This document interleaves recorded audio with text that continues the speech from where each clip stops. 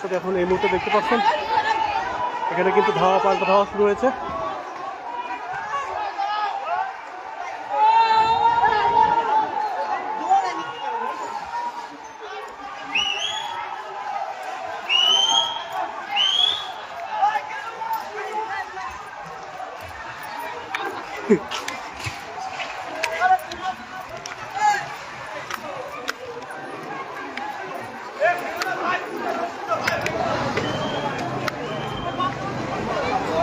দেখতে পাচ্ছেন কালো ধোঁয়ায় মুখরিত কুষ্টিয়া জেলা আওয়ামী লীগের কার্যালয়।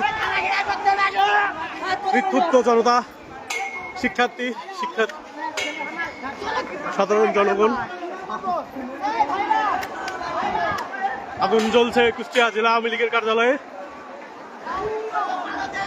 আন্দোলনকারীরা কিন্তু